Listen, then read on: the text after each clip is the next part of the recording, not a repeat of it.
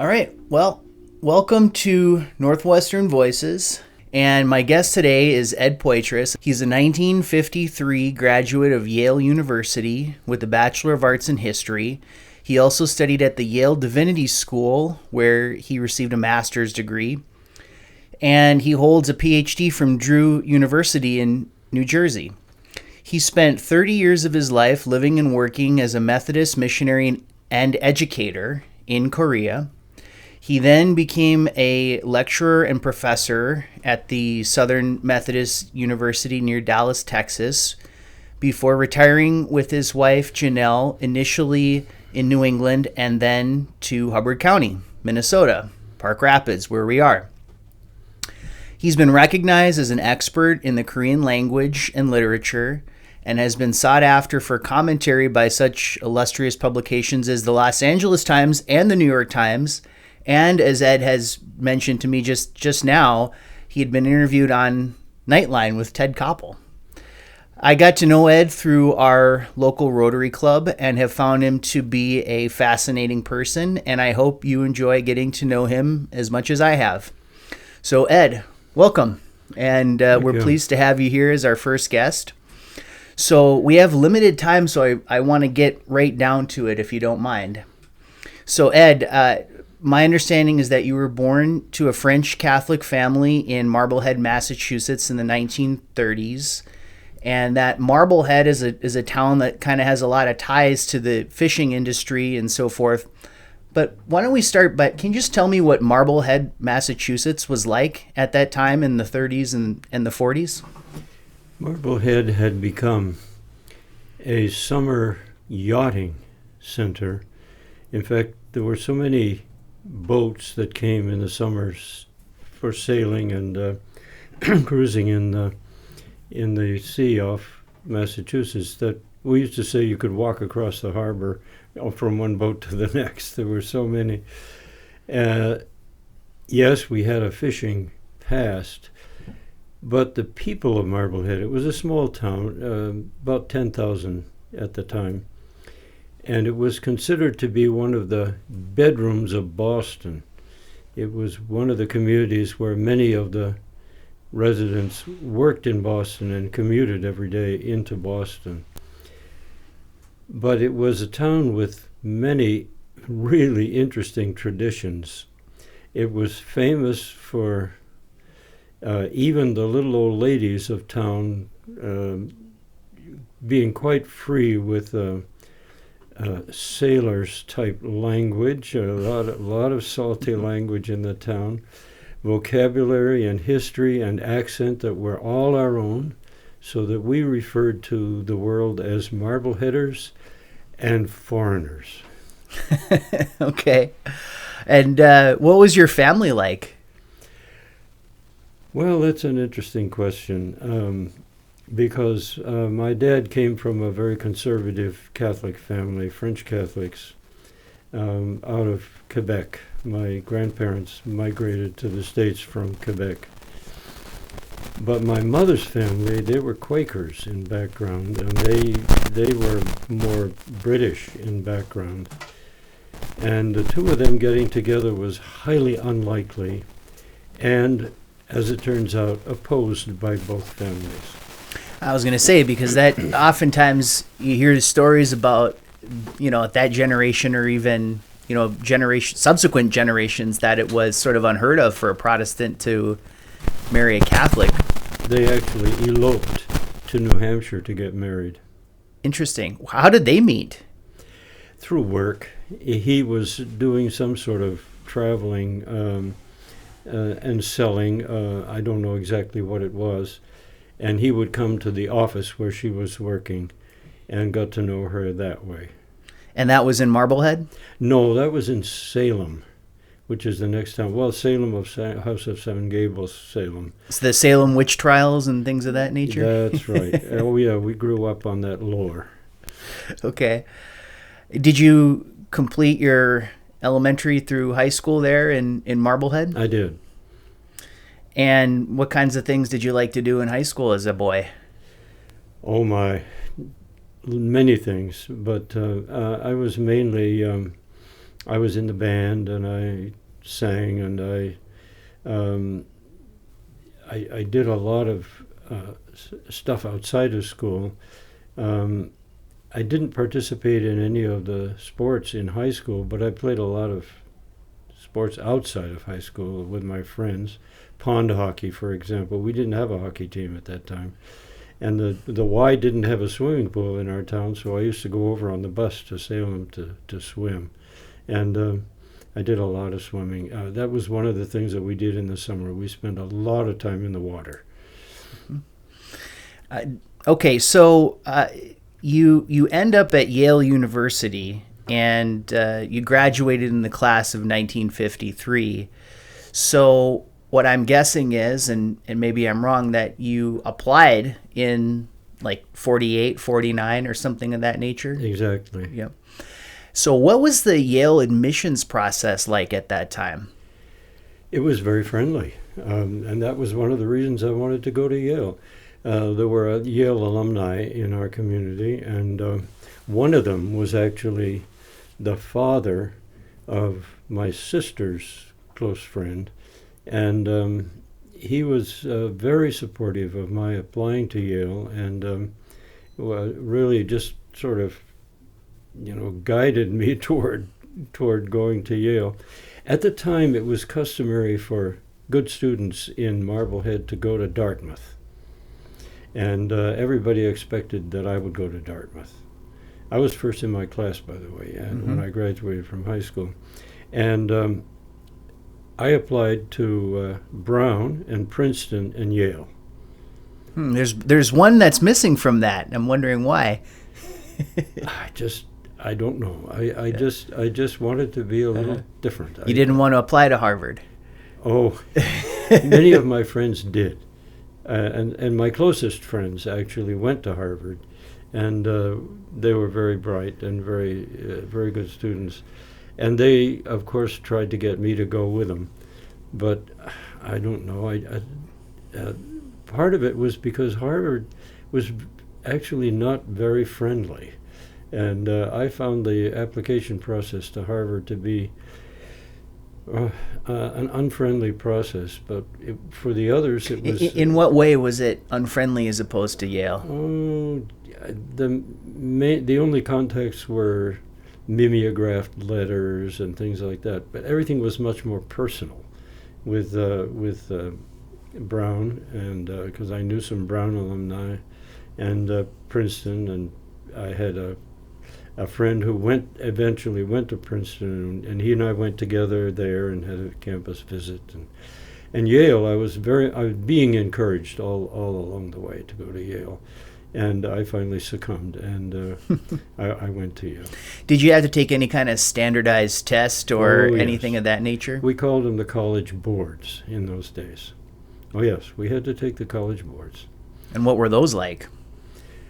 Well, they were hard. They were a big deal, and but we didn't have any sort of tutoring or preparation or anything. We just went in cold.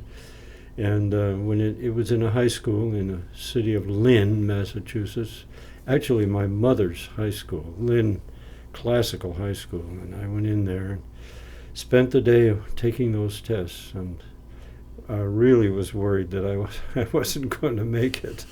Though they were an important part of the admission in those days. Were those standardized across the country at that time, or was it more just for those considering Ivy League schools? They were standardized across the country, and they were admitted out of the. They were administered by the college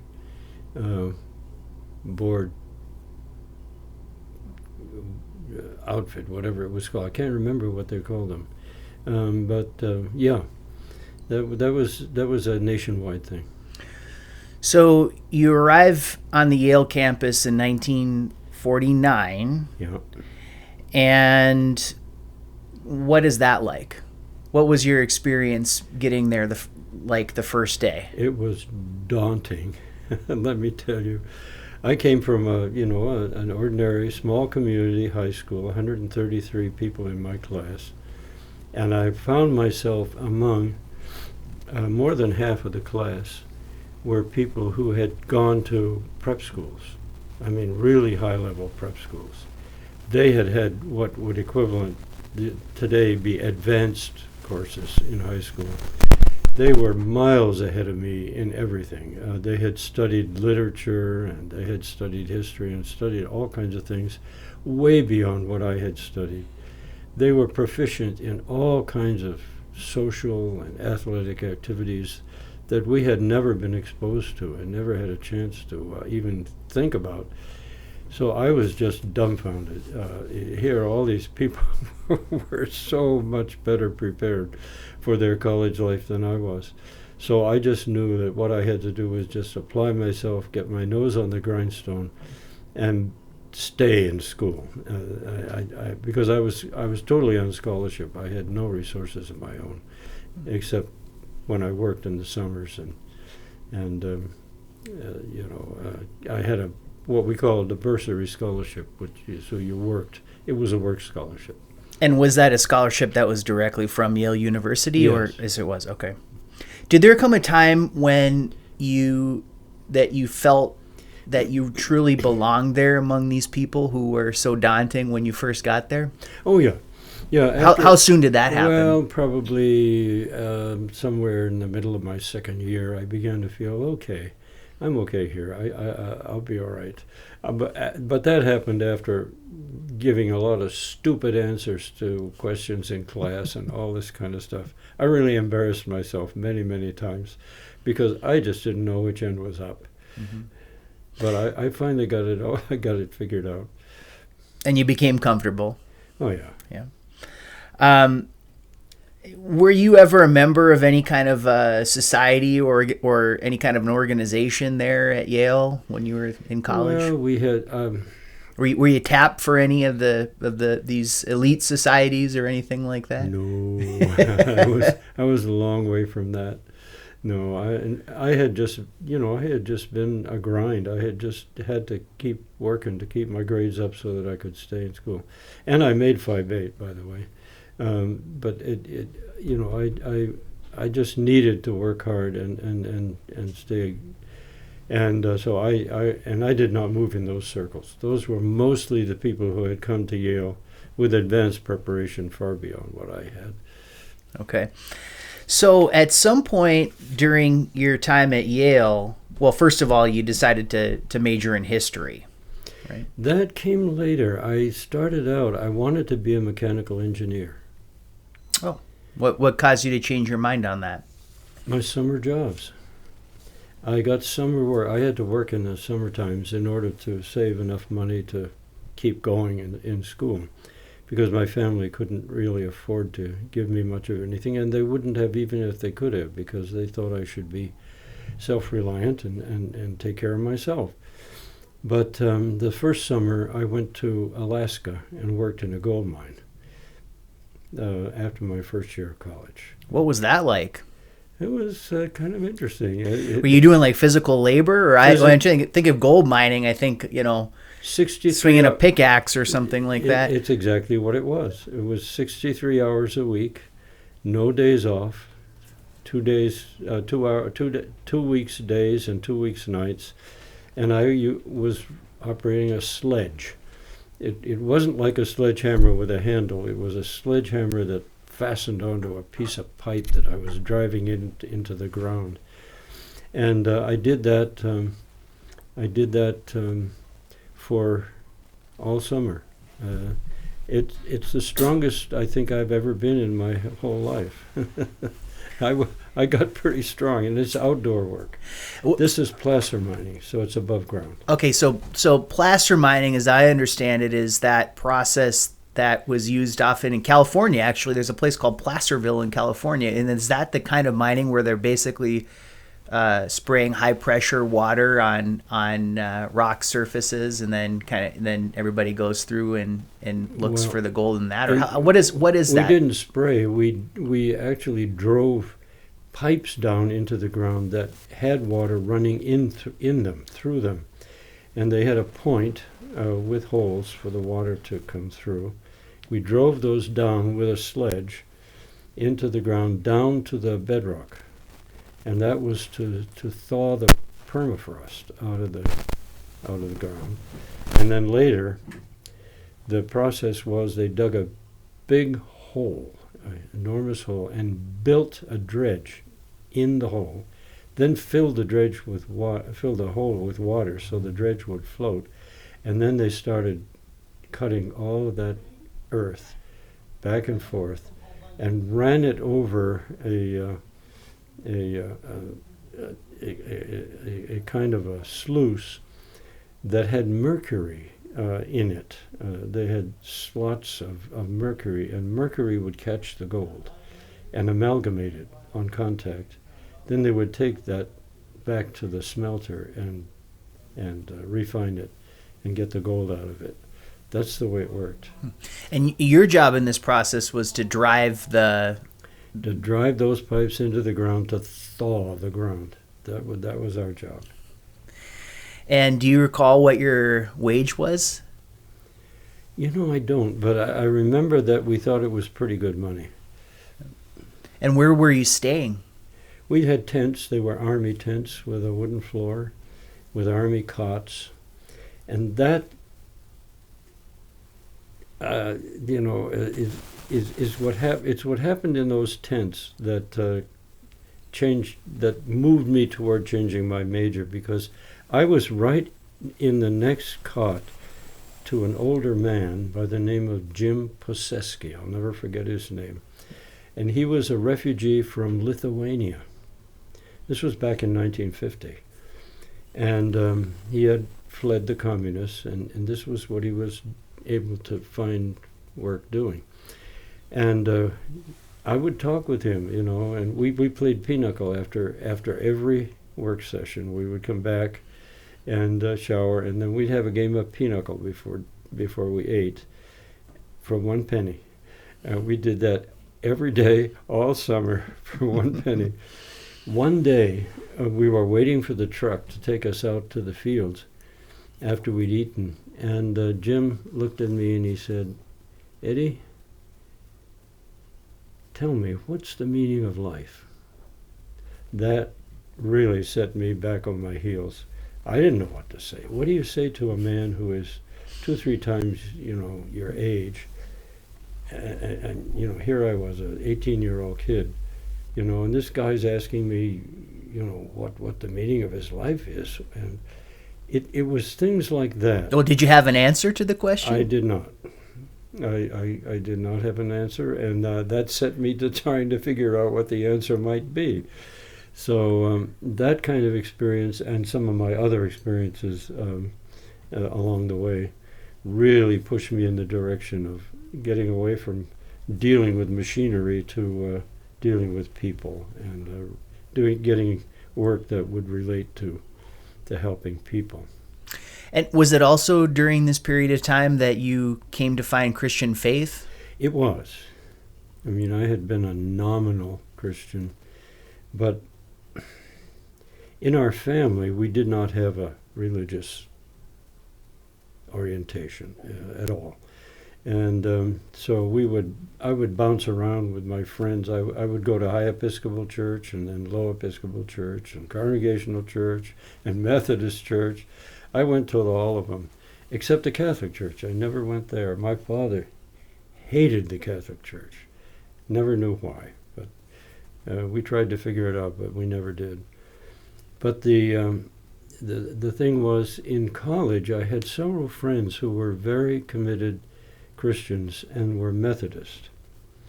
And they would drag me off to the Methodist study group that we had on campus. And the leader of that Methodist group, a pastor by the name of Doug Cook, was a wonderful, wonderful person, very humble and very devoted kind of a guy. And he influenced us a lot. So that by the time these friends had influenced me and this Methodist group leader had influenced me, by the time I was a junior in college, I decided to become a Methodist. And from that point on, everything changed, and I moved in a different direction. So as a junior, you changed your major from engineering to history. I had already been moving in that direction, and by that time I was firmly into a history major. But I had also been from the beginning in a pioneer program that Yale was running called Directed Studies, which was a wonderful program, fascinating. There was a small group in each class that was selected to do an experimental program where most of the courses, a core curriculum, was set. And we had seminars and we had lectures from the top professors in the university. And this was in our freshman year and sophomore year. Or any names that we might recognize? Cleonth Brooks, maybe you would, in literature, and oh gosh, there were a lot of them.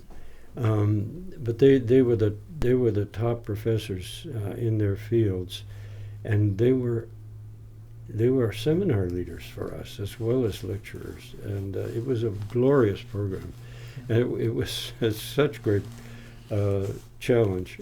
It was one of the things that caught me up and sort of got me going. But that also helped me move in the direction of majoring in humanities rather than sciences. Although my math professor wanted me to major in math. He said, "You must major in math. You're going to be an actuarian is what you're going to do." An actuary? An actuary. That's somebody who figures out different calculations for insurance companies? Yep. Okay. He thought I should do that. Well, I didn't. seems like you made the right choice. But so you graduated in 1953, but I wanted to, before we get into Korea, which was a substantial part of your life, I wanted to ask you about your wife, Janelle. Did you meet her before you graduated? Not from college, no. Not from college, okay. I didn't know her until I came back from my first trip to Korea. Okay. Well, so then let's talk about that, the first trip to Korea then. So that was, we talked before, and you told me that it was from like 1953 to 1956 or something like that. Yeah, 3 years. Yeah. So what initially inspired you to choose Korea of all places, then to as a place that you would be your focus? Well, first of all, I decided that I would apply for a 3-year stint of service overseas under the sponsorship of the Methodist Church. At that time, the Methodist Church and the Presbyterian Church both had programs like this, 3 years, for recent college graduates to just go and serve. It was a precursor of the Peace Corps. In fact, we had even people in these programs had been agitating in Washington for the government to set up a program like this, which eventually led to the Peace Corps. And so I applied to this. There were a number of people who came to campus who really challenged and inspired us, and I bit on the challenge. It just sounded very exciting and very interesting, and so I did. And I was offered 3 choices. I could choose one of 3 places that was left. Now, I was near the end of the group. And I could have gone to Bolivia or Malaya. At the time it was Malaya, before Malaysia, to Kuala Lumpur. Or I could go to Korea. Korea at that time was at war. And I didn't know which one I wanted to go to, but I went to the library and I just sat down and actually sat down in the stacks on the floor and pulled books off and read about Korea and Bolivia and Malaya, and I found Korea to be really fascinating. Now, that war that you're referring to that's the Korean War. The Korean War. And my understanding is that war, the duration of that was from 1950 to 1953 or thereabouts. That's correct. Okay. So this is right around the time that you're graduating. I would have been drafted. I had been deferred. We all took an exam. And those of us who got above a certain grade were deferred. It's not fair, of course, but that's what they did. And I got deferred until I graduated. It didn't really matter because people who had supposedly been deferred still got drafted. They still did anyway, if the local draft boards needed people. What was your understanding of the war at that time, and how did that influence your decision to either go to Korea or maybe give you some apprehensions about that? Well, it's one of those strange things. Apprehensions, of course. Who would be dumb enough to volunteer to go and serve as a civilian in a war area? And my high school classmates, whom I had kept in touch with, thought I was just out of my tree. They thought I was crazy to think about going to Korea. At the same time, it was more of a challenge. And Korea fascinated me, the Korean culture and Korean people. So I finally decided I'll volunteer to go to Korea. Did you know at the time that you volunteered to go to Korea that the war was winding down, or that it had ended? Or was it still actually a live war at the time? It was still very much a live war, and I expected to go into the war situation. Okay. So tell us about the trip to Korea then. The trip to Korea I did on a freighter. At that time, and for a long time thereafter, in order to save money on transport, the Board of Missions would send us wherever possible on freighters. And so I took a freighter. I was on a freighter out of San Francisco to Japan. And then I had to sit in Japan for nearly a month while the war was ending, and they were working out the terms of the armistice, prisoners exchange and that sort of thing. They were working on that, and I couldn't get into Korea at the time until that was done, and then I was allowed to go back in. And the day I went for my 8th Army permit to go into Korea at Washington Heights in Tokyo, I walked up this long flight of stairs to get up to the headquarters of 8th Army to get my permit. And who was coming down the stairs but General Dean, who had been a prisoner of war in the Korean War. And he had just been released. And he was very wan and very, skinny from the long imprisonment that he'd had. And we passed. Did you recognize him? Oh, yeah, I recognized him. But, of course, we didn't say anything. We just passed each other on the stairs at Washington Heights, which was a bit of an experience. So you spent a month in, was it Tokyo? Yeah. Right. What was that like? Very interesting, because Japan was still recovering from the effects of World War II, and there was still a lot of rubble and a lot of struggling going on. Very, very interesting. My first, direct exposure to Asia, and it was extremely stimulating and interesting to be there. Did you have any background in the Korean or Japanese languages before you went over there? None. Did you try to bone up a little bit on it before did you look at any books or figure it out? How do I say hello and goodbye and all that? And I'm hungry. There were a few people I was able to talk to who knew a little bit of Korean, or enough that they could teach me. And I did learn a few phrases, and when I got to Korea and tried them out, they didn't work. I had not learned them right. Okay, so tell us about then the trip from Tokyo to, was it Seoul? Or where did you go? I couldn't go into Seoul. I had to go into Busan, which was the southern perimeter. It was where it was called the Busan Perimeter, actually, and the retreat had taken most of the Allies down all the way down the peninsula. So Seoul had not really opened up much. So I flew into Busan from Tokyo, and then stayed there for a while. So you get off of what I'm picturing to be sort of like a prop jet or something like that at this time. You step onto Korean soil, and what's going through your mind at that time? Oh my. It was very interesting, because the airport was paved with metal strips. The what do they call that? MSP, I think. And they hadn't paved the airport yet. It still had the temporary metal wartime strips on the airfield. And I got into a Jeep where I was picked up by one of our colleagues. And the thing that really stood out to me was the dust.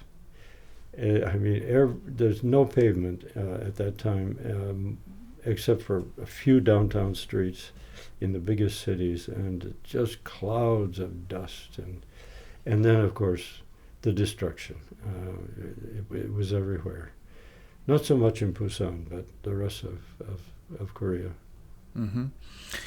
So where were you taken from the airport?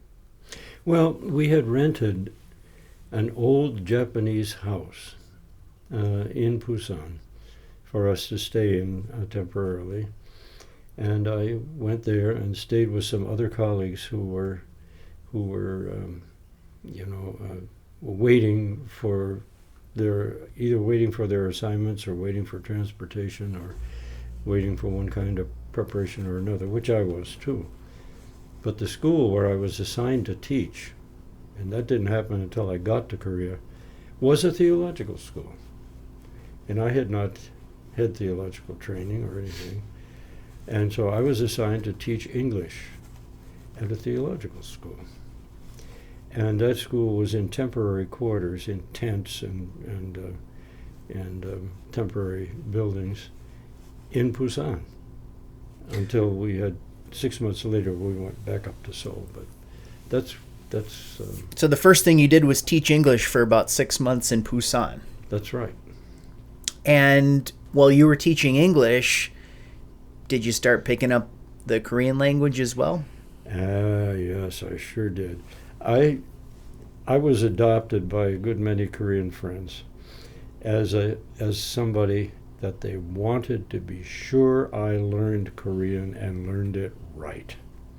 They really decided that the students were my own age. Most of them had been delayed in their education because of the war for 3 years. And so we were roughly the same age, and so we immediately were, I was their teacher, but I was their friend too. And they just latched on to me, and they just decided, you're going to learn Korean, and you're going to learn it right. And one of them was an announcer on the radio, of all things. And so he made sure that my pronunciation was right, and they just drilled me. So, yeah, I'm curious about that. So how does one go about learning or instructing from the other perspective, a person who has zero background in the Korean language? I mean, where do you even start with something like that? You just learn basic sentences, and you jot them down, and you decide what you need to learn, and then you find out how to do it. Yeah. Did you also learn the written language simultaneously, or how Yes. So you did, okay. It's an alphabet. It's phonetic. It doesn't look anything like our alphabet, but it is a phonetic way of writing.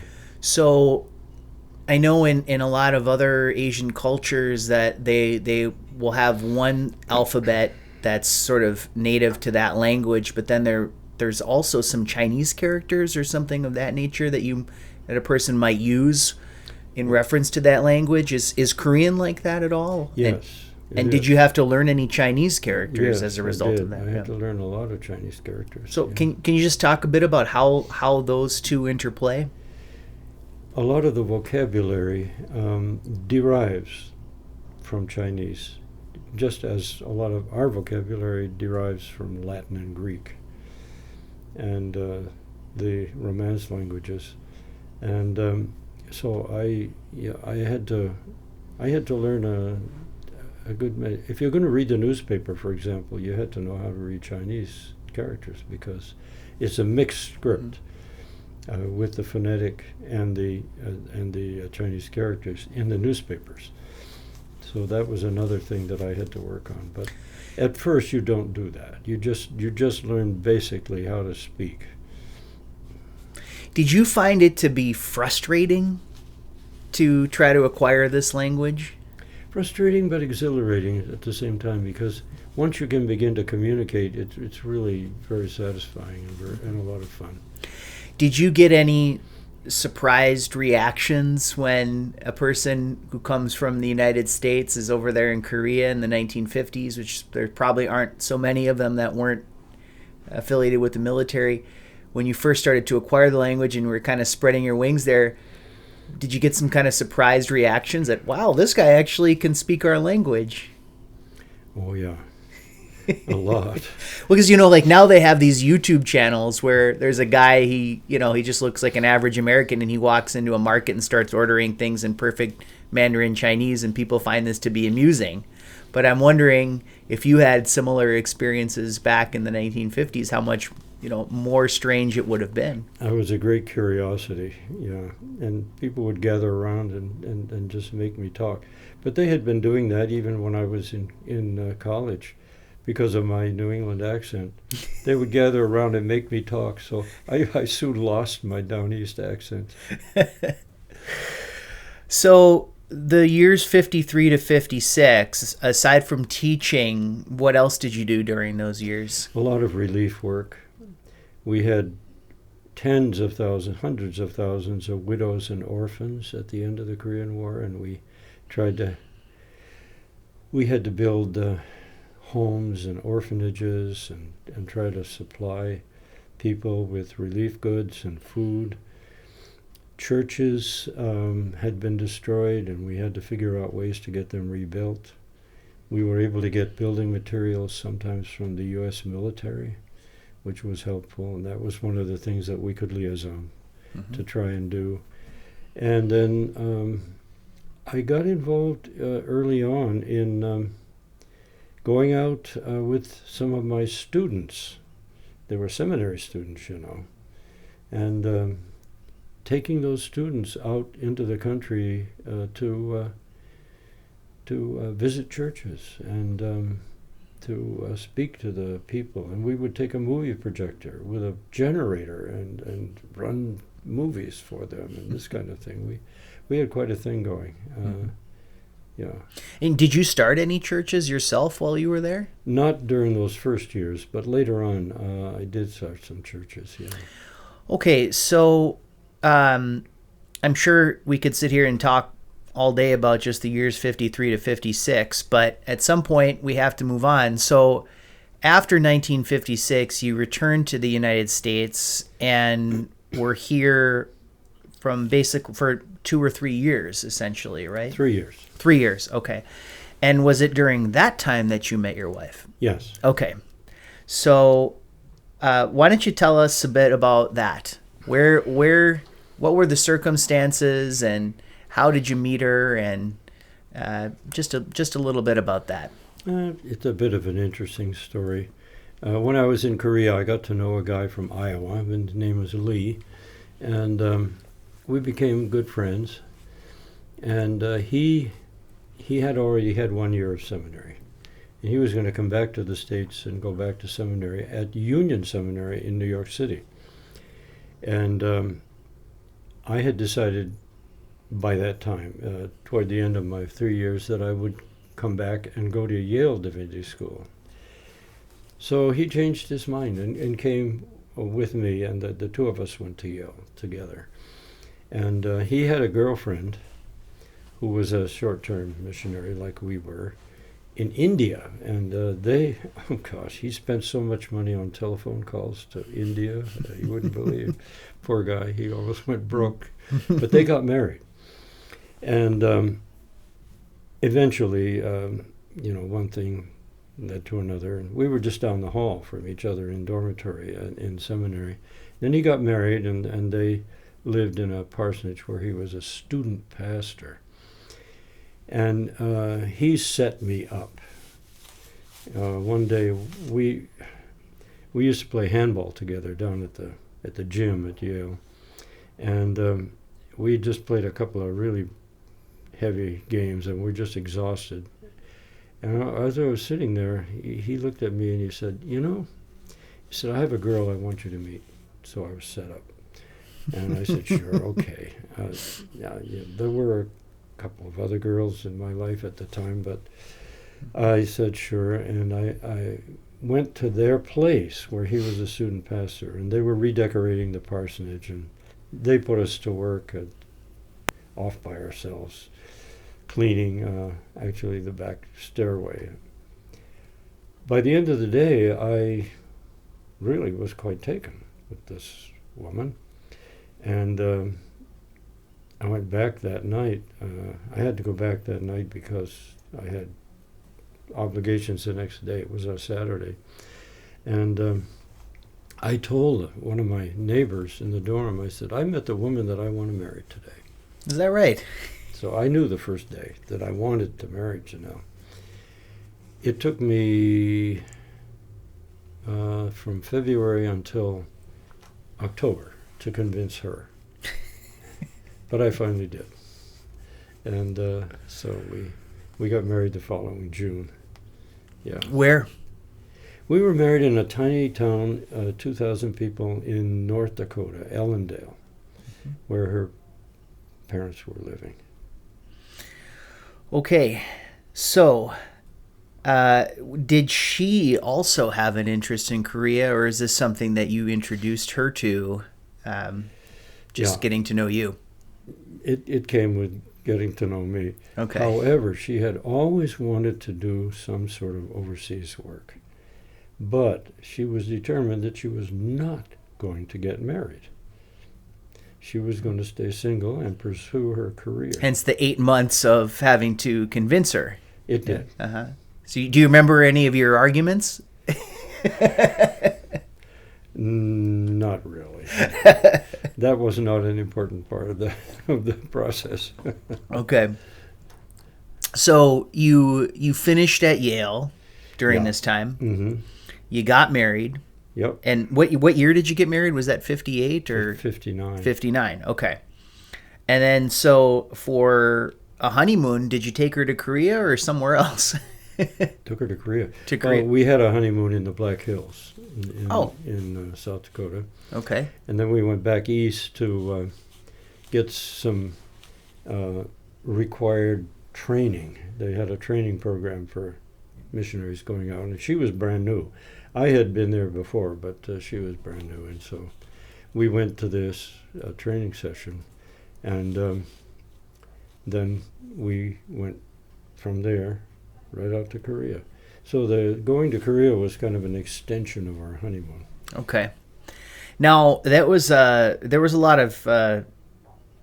Now we're talking about 1959 at this point, right? We are. Okay. So there was a lot of turmoil that was going on in the country at the time of your arrival. Well, yes and no. The time that we arrived, interestingly enough, it was a kind of an inauspicious arrival and an inauspicious trip. We went on a freighter because we could take all of our baggage and household goods and everything that we were taking with us on the freighter. That's one of the reasons we did it. So another sea voyage. Another sea voyage. Yeah. How long does that take, by the way? 3 weeks. Okay. And either of you get seasick at all during this? No, we did not. But we went right straight through the eye of a typhoon. Okay. So we went all the way in and all the way out of a typhoon in the middle of the Pacific Ocean on our way to Korea. And we arrived in Incheon. This freighter went all the way to Korea on Halloween. Okay. So we're talking October 31st, 1959. Mm-hmm. Okay. How's that for an omen? Yeah. Arriving on Halloween. And were there people dressed up and trick-or-treating over there? Or what was going on Halloween in 1959 in Incheon? No Halloweening at all. Okay. We just got in a car and went up to Seoul. How far of a drive was that? Oh, about, I think it was about 30 miles. And you stayed for 4 years this time. We stayed, until, let's see, we stayed from 49. For 59. For 59 until 63, yeah. Yep. We came back in the summer of 63. And what did you guys do during this 4-year period? Well, we were assigned to be, and this is the closest we ever came to what is typically thought of as missionary work. We were assigned to work with churches way out in the country. And Janelle worked with women's groups and children's groups and orphans and things like that. I worked with pastors and churches, especially churches that were struggling and having a hard time. And I actually started a couple of churches during those years. When you say way out in the country, what just geographically, what does that mean? We were assigned to a city on the east coast of Korea, which at that time was really hard to get to. You had to travel over dirt roads, and you had to cross 2 major mountain ridges with high passes to go through to get there. Was this by automobile or? Yeah, we had Jeep type vehicles, and we actually were assigned a Jeep, and we would travel in that.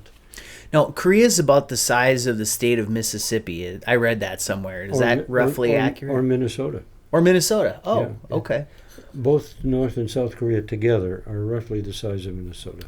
Oh, that's amazing. So it's a lot smaller, because I think when people imagine it, they think of these huge countries and there's so many people that live there. But geographically, it's actually quite small. There are 75 million or so living in Korea, and 2/3 of them roughly are in the south. So what do these rural villages look like in the 1950s and early 1960s? A lot of thatched roofs. You don't see them anymore now, but we did then. And just dirt roads, people doing a lot of walking.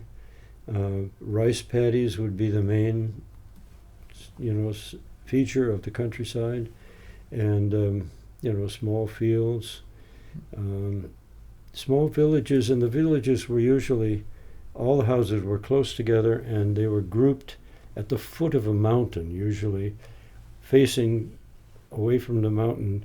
The mountain would be to the north, and the village would be to the south, facing south. What was the reasoning behind that? Oh, feng shui. It's that it's supposed to be favorable that way, and of course, it helps with the climate. In the winter, you're warmer and you get more sunlight that way.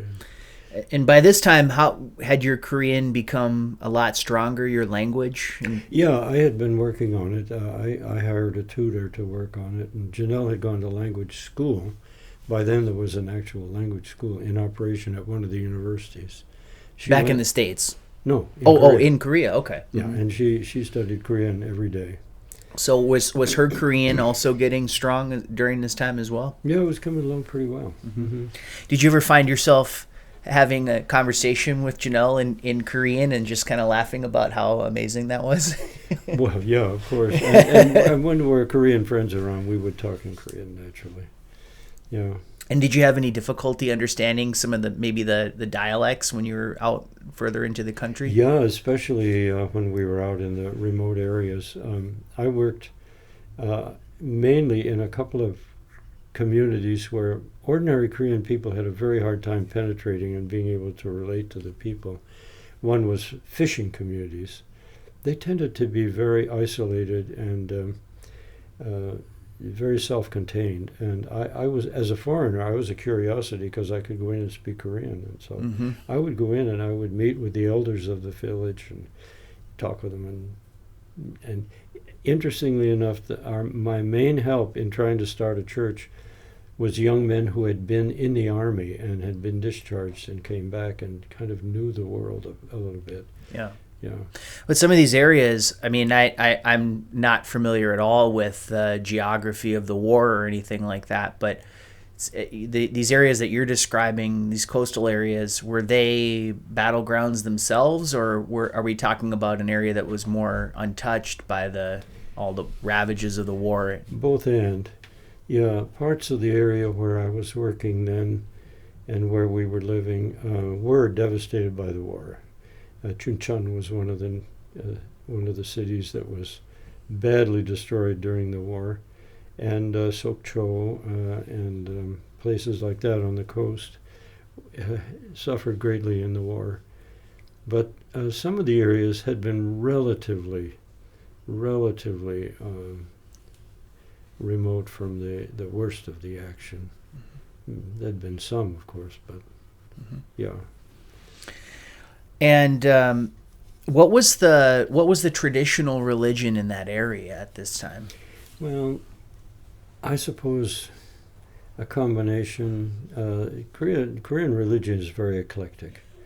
You have a lot of Buddhism and quite a bit of shamanism and animism and Confucianism. People, it's very interesting. People, they sort of pick and choose what they like, and it also depends on your family background, of course, and there are differences.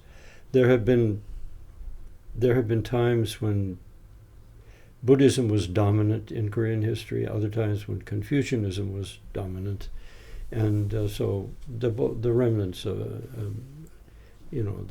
those times, they're still there.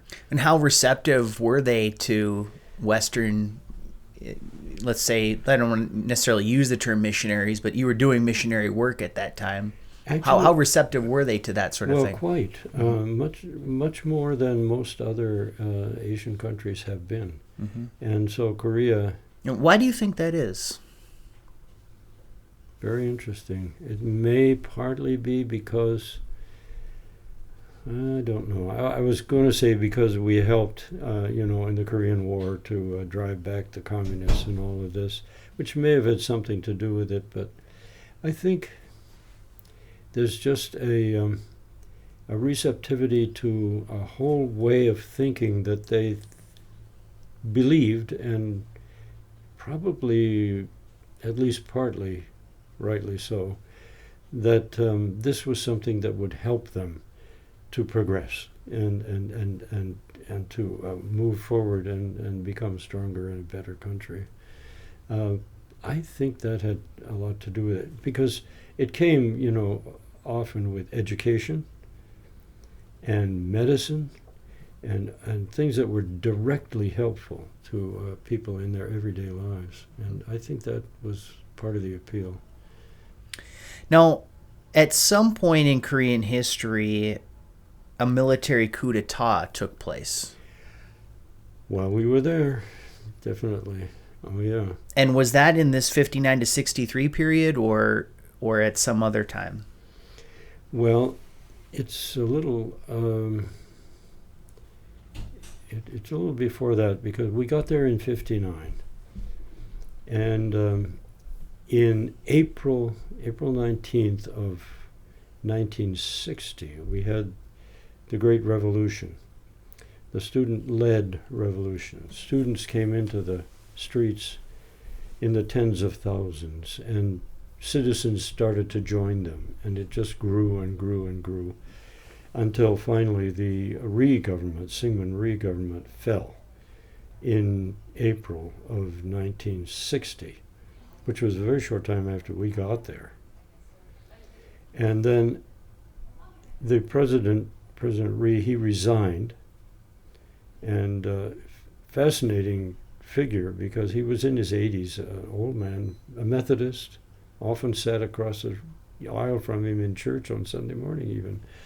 And he walked from the presidential palace all the way across town to his residence when he resigned the presidency, which was unheard of. It's not. I mean, it doesn't really sound like a military coup d'etat if the president just kind of take. Oh, I see. Mm-hmm. Then they tried to set up a more democratic government, because the problem with the Rhee government is they had become something of a police state. They were really getting to be heavy-handed and quite oppressive. And so there was a lot of opposition that had been growing and eventually led to the collapse. Then the Changmyun government, and Changmyun, a Catholic guy, by the way, tried to organize and get a government going with a new parliament and all of that. And that did not work out very well. They struggled hard. And in May of 1961, General Park Chung-hee of the Korean Armed Forces engineered a violent coup d'etat and took over the country. Okay. And you remained in Korea through 1963, so 2 years after that. Did you run into any trouble with the work that you were doing as a result of the change in government? Oh, there was a lot of interruption and a lot of difficulty. There was a run on the banks. All kinds of things happened. Yeah. Well, I there's so much more here, and I hope that maybe you'd be even willing to come back sometime to go further into this. But I want to skip ahead now. We've so far have just been in the late 50s and early 60s, and there was another period of time, or the bulk of the time that you spent in Korea was from 72 to 89. But what I really would like to get to, at least just for today, is your experiences in North Korea, and what that was like when that took place, why you were there, and any kind of interesting stories you might have about that. I think most people are aware of the fact that in the 1990s there was a great famine in North Korea, and we have no idea how many people may have starved during that time, but it was a time of great difficulty, and that sort of put an end or slowed greatly the progress that North Korea had been making. Sort of the high point of North Korea's post-war development was in the 1970s, and then it has declined since, but especially in the 1990s it really went down the tube. And in the early 21st century, in the 20s, there were attempts made to help. And USAID organized food assistance to North Korea was passed, and we were able to organize it. So that in 2008, I answered an appeal that had been put out for people to volunteer to go and help with administering this food assistance to North Korea. And there was a coalition, actually a consortium of 5 relief agencies that got together to help supplement the work being done by the World Food Organization, the World Food Program of the UN. And I was hired on to go in 2008 to help administer the distribution of this food aid, supplemental food aid, because people really were suffering from inadequate food supplies. So I went in 2008. So what was the process like to get permission to enter North Korea at that time? Well, of course, it was a government-to-government program, and that was all arranged, and so we didn't have any obstacles to overcome in that regard. But of course, there's a lot of red tape and stuff. Mm-hmm. Just getting the visa had to go to Beijing to get the visa, and that was an interesting process, because the North Korean embassy in Beijing is a fearful place. Oh gosh, and not everybody even knows where it is, but you have to find a taxi driver who can find it. Mm-hmm. And then you go there, and that you go into this very forbidding place that's dark and gloomy and empty, and you're sort of rattling around in big rooms that echo. You know, mm-hmm. It's a scary place. Intimidating, it seems. Somewhat, yeah. Were the people in there friendly? No. Very matter of fact. You just go and you pay your money and you come back and get your visa. Well, was that the first time that? Well, I shouldn't say the first time, but was that? I guess what I'm going to ask is that the North Korean people and their dialect and language is different. A little bit. A little bit. It's the same language, same people, same history. The country wasn't divided until 1945. I mean, that's pretty recent. So when I got off the plane in North Korea and I cleared customs and went out and started talking with North Korean people, it was very familiar. So you had no problems understanding them, or they you? Well, I mean, there would be words and concepts and vocabulary and stuff like that. But no, we communicated just fine. Were you given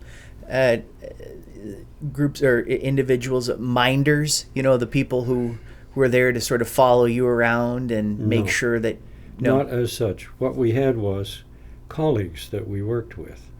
I was the team leader of one of two teams of our group, and it was half Korean and half foreigners, not all Americans. We had people from Africa and Asia too on our team, and those people were the people who we had to be with.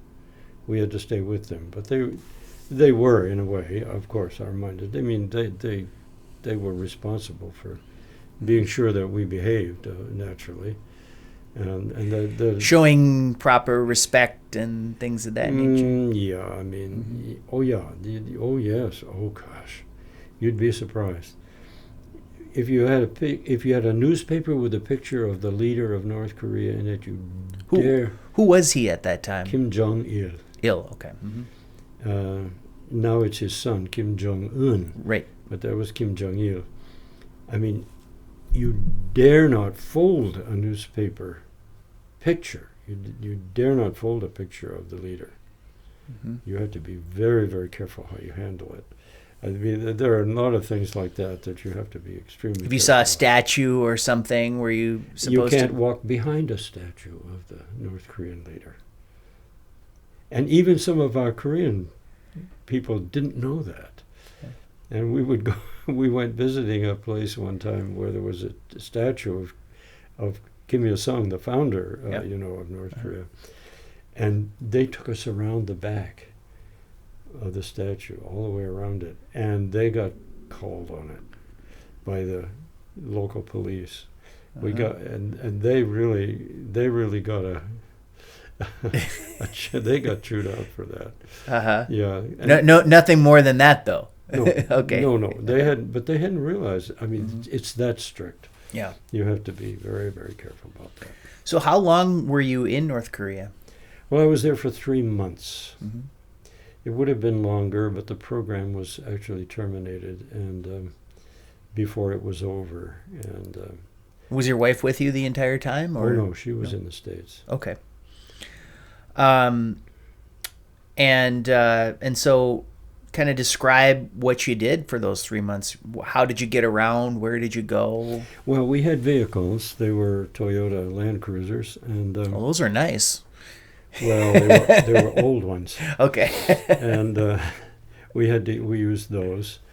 And just keeping those repaired and keeping them going was a major project, but we were able to do it.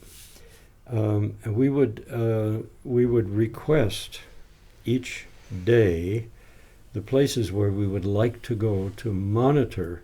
Monitoring is the key, to monitor the distribution of food in a certain area. And we would or not get permission. We were supposed to go without giving prior notification and just go, but we never were able to do that. And sometimes they would give us permission, and sometimes they would not. What would be the criteria for that? Who knows?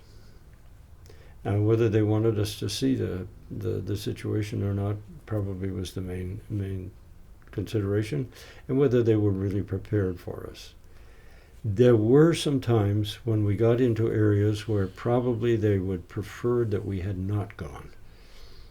And why would that have been? And how that happened, I just don't know. Can you give an example of that? We went to a village one time that was really, really in bad shape.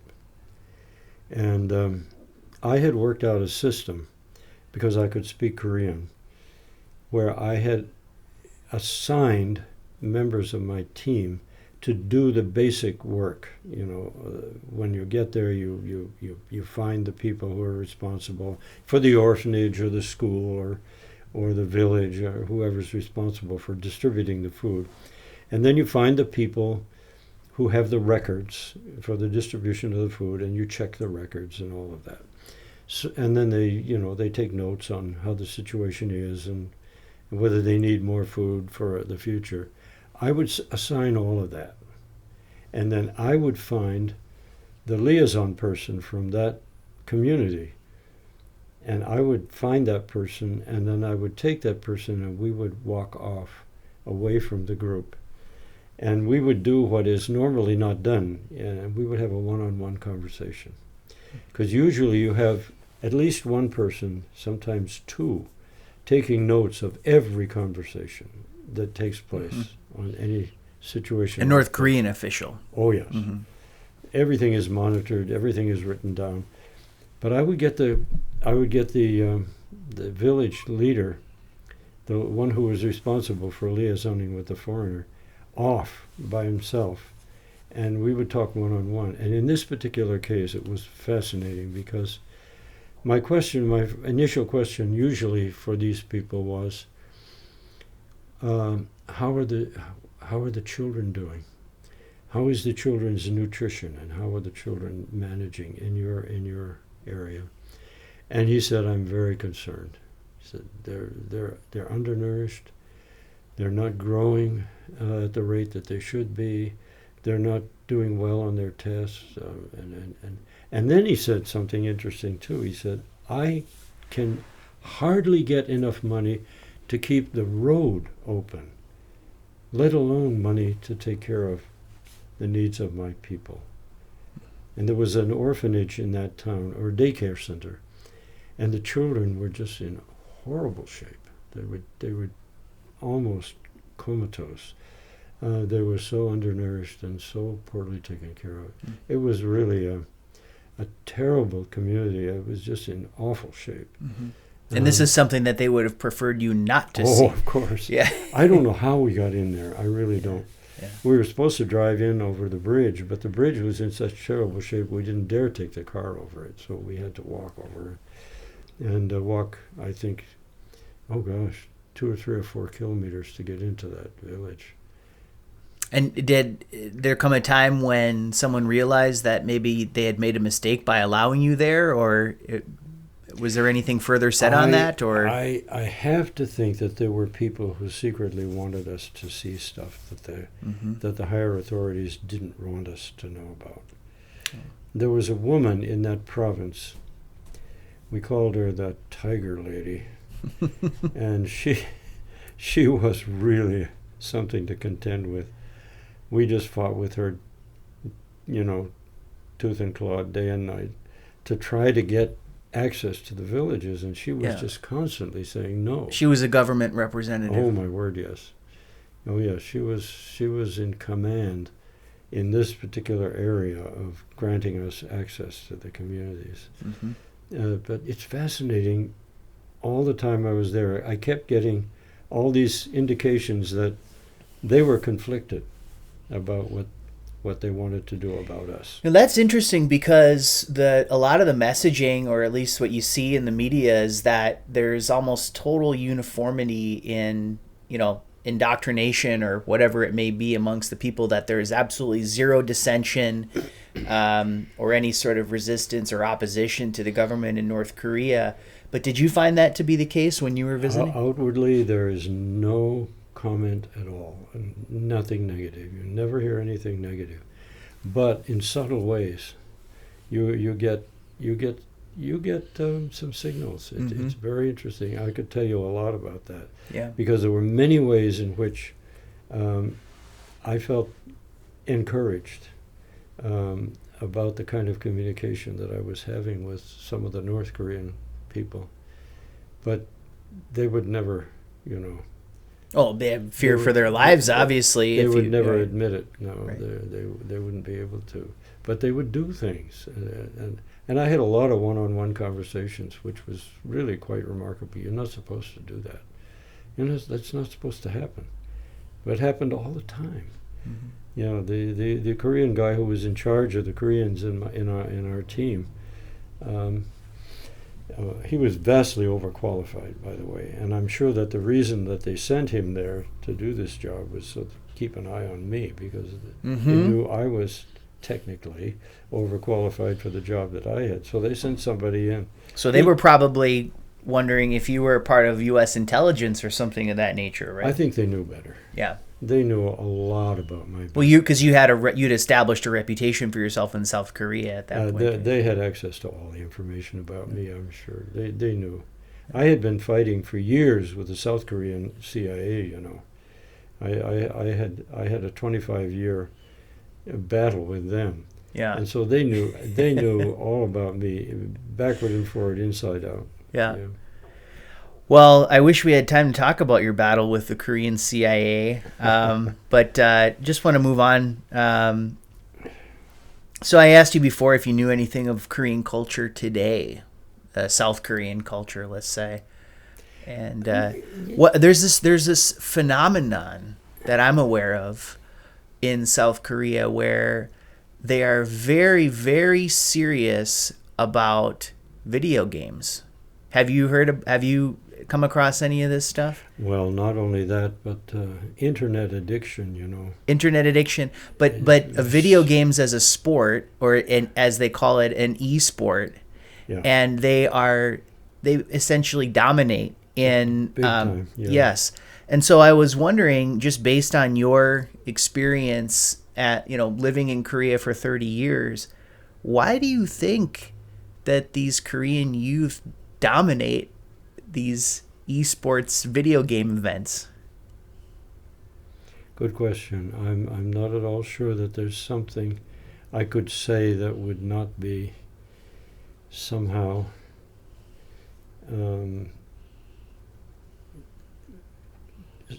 partially mistaken or even distorted. I'm not exactly sure how to explain something like that. Maybe there's less opportunity for advancement and fulfillment in other areas of life, so they gravitate there, where in a way it's an equal playing field, because you got your keyboard and there you are, or your device, and I don't know. I don't think I can explain that. Okay, so before we wrap up here, I wanted to ask you about your connection to Park Rapids, because after all, this is supposed to be a podcast about Park Rapids. I know we've been talking mostly about Korea and things like that, but how did you wind up in Park Rapids? My wife's family. We retired. I had been teaching in Dallas, as you said. And I retired in 1997, and we moved to Maine, where our daughter and her family were living. And we actually bought a piece of land, built a house there, and they built a house next door, and we had a nice little establishment there in Maine. And we stayed there for about 14 years and had a wonderful time. It was a very nice time. But then she had not spent time with her family for all those years when we'd been overseas. And she had 4 sisters. She's one of 4 sisters and a brother, so there were 5 siblings, and they were all here in this area. Her brother had actually gotten a place out on Stony Lake, and then her sister came, and she and her husband established themselves there, and then another sister came. So there were 3 of them out at Stony, and then we had another sister down St. Paul, who had a summer place there, and then her older sister actually moved to Park Rapids and built a house just north of town on 4. So a lot of family. And so there's a lot of family here, and we decided to come and spend some time near them so that she could be with them. And your wife unfortunately passed away. Was it a couple of years ago now, or? Well, it's almost 6 years now. Is it? Wow, that is 97. Or 17. 2017. Yeah, right. Me. Okay. Wow. Yeah. What do you like about the Park Rapids area? Oh, what is there not to like? I mean, Park Rapids is a very interesting town, very friendly, supportive, accepting. Lots of groups that you can relate to and find a lot of satisfaction. It's just a good place. We found a very, very good church. The Rotary Club, I had been a Rotarian for many years, even from Korea days, and found a home in Rotary. And then, there are book clubs, and there's all kinds of activity going on in this community. When we came, we had cross-country skis, and we got out in the winter a lot. There's a lot of opportunity for that around here. Oh, my word. And not everybody knows that, but there are quite a few trails around in this area. And anyway, it's just it's a very good place to be. Yeah. So we're going to wrap up. I'm going to ask you these 4 questions, and we'll see what you can give us here. But the first one is, what advice would you give to young people? Find ways that you can be useful to other people. It's so easy to get self-absorbed with your own life and your own career, but you need to get yourself into situations where you're called upon to get beyond yourself, to have a greater goal than your own advancement. I think those are the people who are the happiest and the most fulfilled. I was going to follow that up with asking you the same question that man asked you in the tent out in Alaska. Did you ever figure out the meaning of life? Well, I think the meaning of life is very close to what I just said. I think the meaning of life is to find a way that you can make your life useful and helpful to the larger community and to other people and to those around you. Do you have a favorite hymn or spiritual song? Oh gosh, a lot of them. One of the songs that I have over the years sung solo a good bit in churches and sung in choirs. One of the songs that I've most enjoyed singing, of course, is Amazing Grace, a song that we all know and love well, and that's been one of my favorites for a long time. All right, you touched on this before, and this is the last question I'm going to ask you, but what does a person do in Park Rapids in the wintertime? Oh, well, it depends on your age. Okay, now, what do you do? Right now, yes. I play cards. Oh, you do? Yeah, I play bridge or other games. You still play pinochle then too, or? No, I haven't played pinochle for years. I don't remember. Play cribbage at all? Oh, I love cribbage. Okay. Yeah. All right. Well, I'm going to have to come over and challenge you to cribbage then, because we're neighbors. So you can do that. Yeah, I've had some very interesting experiences with my cribbage. Uh-huh. Yeah. Yeah. Well, good. So, Ed, this has been a real pleasure for me, and I think we've barely scratched the surface on just the wealth of stories and things that you have for us. So love to have you back someday, but I just want to thank you for coming in and being our guest here at our podcast. So on behalf of Caleb, thank you very much. It's been an honor. All right. I've enjoyed it. Thank you.